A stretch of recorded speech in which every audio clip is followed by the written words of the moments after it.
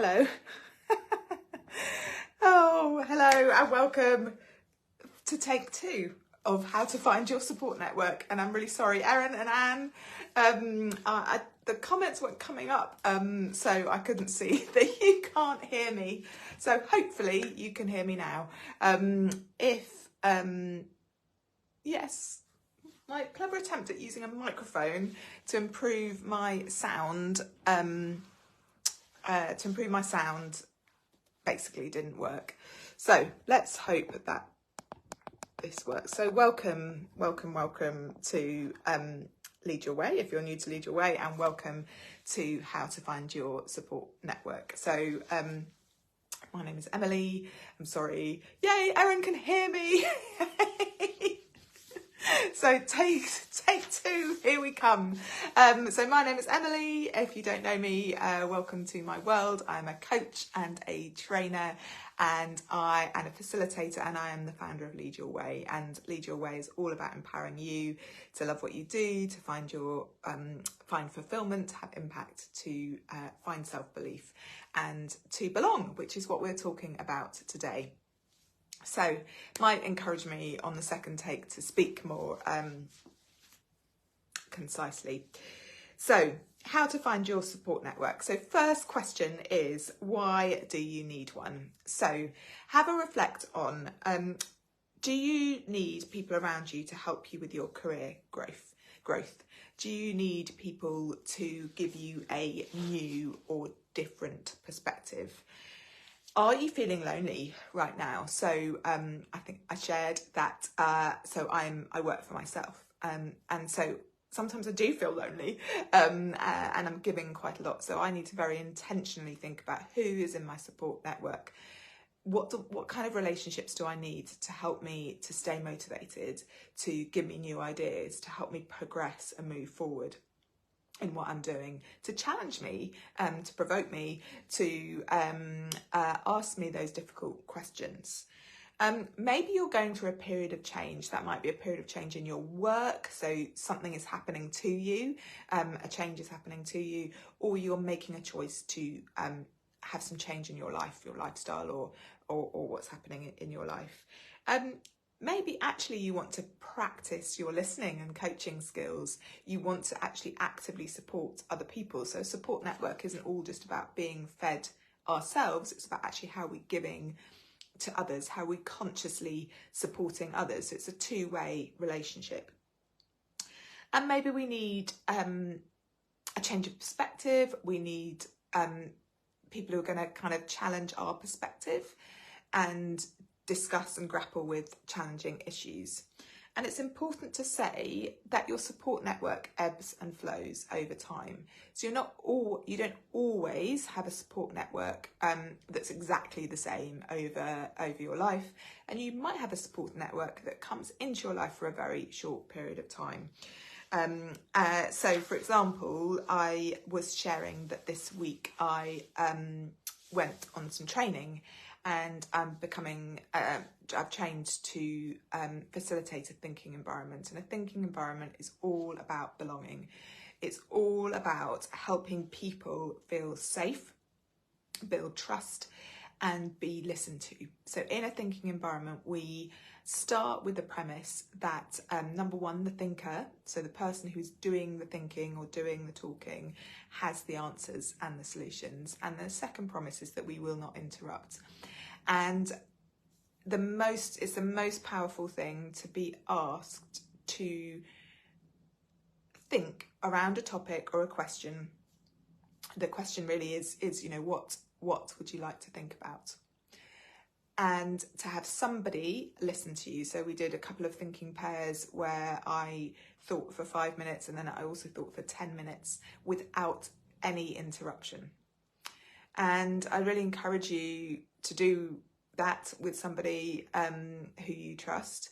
But equally, I didn't know these people. I met them this week, and the level of trust that was built just through building that connection, through actually listening to somebody, was so unbelievably powerful. I didn't have to know the names of their children, where they lived, anything about their background. And in fact, that kind of breaking down of who they are, the judgment, maybe the stereotypes, was so powerful. So for me, this week I found a support network, and chances are I might not stay in touch with those people, and they're not necessarily going to become my best friends for life. But in those 2 days, they provided a really powerful support network. So have a think about very intentionally connecting with people. So when we connect, whether that be for 5 or 10 minutes, that is a support network. I like to think that I am a support network for you, that this group is a support network for you if you're part of Lead Your Way. Because I desire to create a safe space where people can be heard. So who do you need? What do you need in your life? Do you need someone who's going to challenge you? Do you need a coach? Do you need that person who is going to listen? Just simply listen, to hold the space for you. Maybe you are in working relationships or personal relationships. I know, like, my husband isn't very good at listening because he's got a whole load of other things going on for him. And so to have someone who holds the space for me and just listens is so powerful. Do you need a critical friend, someone who's maybe not going to listen, but who's going to actually challenge you? Do you need someone who's going to open doors for you? So if you want to take a next step in your career, actually, do you need someone who can introduce you to somebody? Do you need peers to just simply walk alongside you? To say, I'm here, I'm going through the same thing, to know that you're not alone. So firstly, have a think about who do you need in your life? What relationships do you need? And you could write down all of those and then think, who have you got in that role? And a really good resource is called the Personal Boardroom. So I think it's www.personalboardroom.com, and it's got 12 different roles within there, or maybe it's 16, I can't remember. And it asks you to fill in who you've got in the roles. And if actually one person, so say your boss or your partner or your best friend, is providing all of those roles, you've got a bit of a risk there, or your mum or your dad, because you're relying on one person and you're actually not getting a variety of perspectives and diversity of thoughts. So have a think about number one, what do you need? Who do you need? And what do you need? And who is currently in those relationships? So look at your current relationships, who provides those roles, and then think about what could you do to strengthen them. Do you need a more long-term intervention? Is actually thinking about, I could go on a retreat or an event or a course, and I could get that kind of short-term hit that I've received this week. Or are you looking to build a longer-term relationship? So some ideas for you to think about in terms of how to find your support network. Number one is to be more intentional with the relationships you have. So perhaps you've not clarified expectations, or the way you're meeting with your boss, for example, in terms of your one-to-ones isn't working for you. So just be intentional. Say, look, this is what I need right now. Could you provide this for me? So being really intentional with the relationships you have. Some other ideas. So when I stepped up into a senior leadership role in the charity sector, I had been in teams, leading teams, where predominantly female teams in the charity sector. It's very skewed towards women, but then of course I stepped up and I was the only woman around the sort of senior leadership table. And I realised that I needed a wider support network. I needed some feminine intervention and support, and I also wanted to raise up more women within my workplace. So I formed a Lean In group within the charity that I work for sort of heads of and director of level, sort of middle to senior managers within the organisation. We met every month. I facilitated that group, and we picked topics and we challenged and coached and supported each other. And it was a really, really powerful thing. I think I shared it in my this week on my social media channels.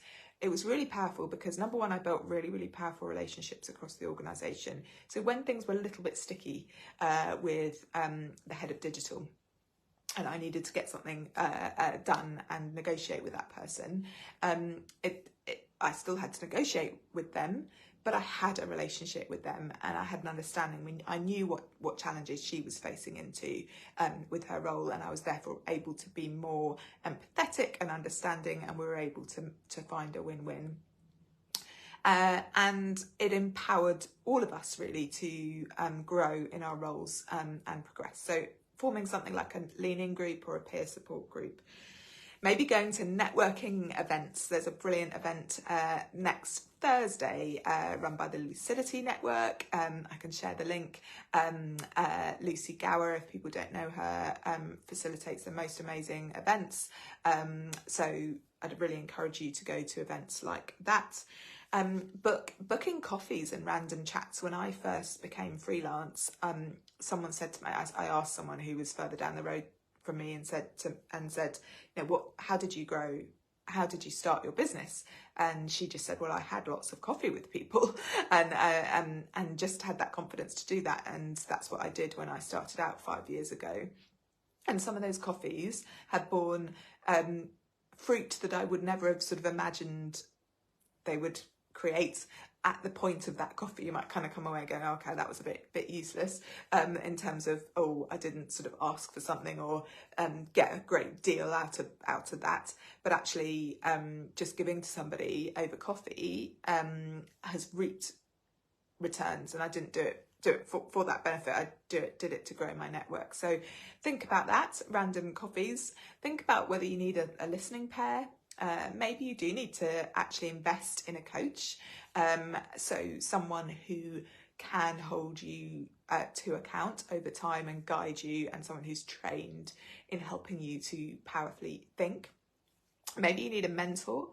So there are some various mentoring opportunities if you're in the charity sector. Fem Mentored, I'm not sure when their next round is, but follow them on social media. They do rounds of mentoring. I think the next round might be after Easter and in the summer. The Institute, the Chartered Institute of Fundraising runs a mentoring program as well. And I'd really encourage you to think about whether you are to both find a mentee, to a mentor, and be a mentee. So either be a mentee and be a mentor. So to get mentored and to mentor somebody else, because that helps you to stretch and grow. And again, you're thinking about that two-way relationship. So for me, it's really about the intentionality. Who do I need in my life? What impact are those relationships having? And maybe there are some relationships that you need to let go of or put stronger boundaries in. Because actually some people might be draining you and you think it's your support network, but you come away from having a drink with those friends and you feel deflated, demotivated, you feel belittled, for example. So have a think about who are you hanging out with, what impact are those relationships having? And what you want to do really in terms of a support network is surround yourself with people who are going to lift you up, empower you, help you to be your very, very, very best self. So listen out for people who are draining you. Listen out for people who interrupt, who jump in, who are only thinking about their own agenda, because those people probably aren't serving you in a way that is very helpful for you. Who do you need right now? What's going on for your life right now? Is it a very short-term connection that you might need? Or is it something more intentionally to build? So if you find a mentor and say, I actually need a mentoring relationship for 3 or 6 months. So for me, it comes down to intentionality. And often we don't think about relationships intentionally. They just sort of happen. So how can you be more intentional about your relationships? Hopefully I can see the comments. So if you've got any questions or comments, please do ask. And maybe just that reflection on kind of where are you now and what one action are you going to take to help you build your support network. And I think that's what I'm going to say actually.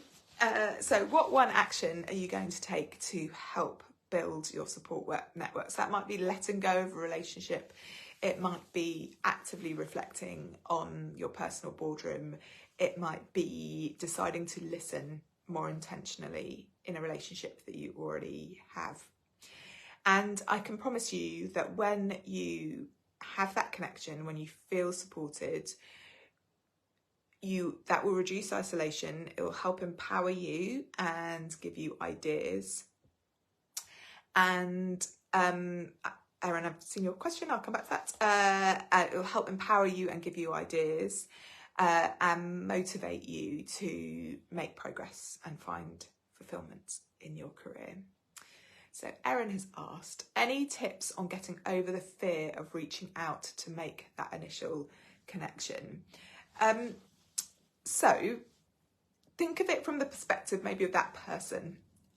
So they might be busy. So I don't know who you want to connect with, but say if you're connecting with somebody on LinkedIn, they might be a director or a CEO or business owner. They might be terribly busy. But in my experience, it's very flattering when someone says, can I have coffee with you, or can I book a Zoom chat with you? I'd love to know your thoughts and ideas on X. So it actually can be quite flattering for people, but I would think about what do you want from them, and to be very clear about that. And so it might be, so for example, I had coffee or lunch with my ex-boss about a year or two after I left the organisation. And I was quite clear. I said, I'm sort of a little bit stuck in my business. I'd really appreciate your help in opening some doors. Can we have coffee? Obviously, it would also be lovely to catch up. So we had lunch, and he opened a door. He said, he'd had time to prepare, and he identified one person that he introduced me to. And actually, that's been a really powerful connection over the past 3 years, and I've been working with that person. I've set up a collaboration with them. So I think being intentional about what you want from that conversation is helpful. Good, great. I'll stop rabbiting on.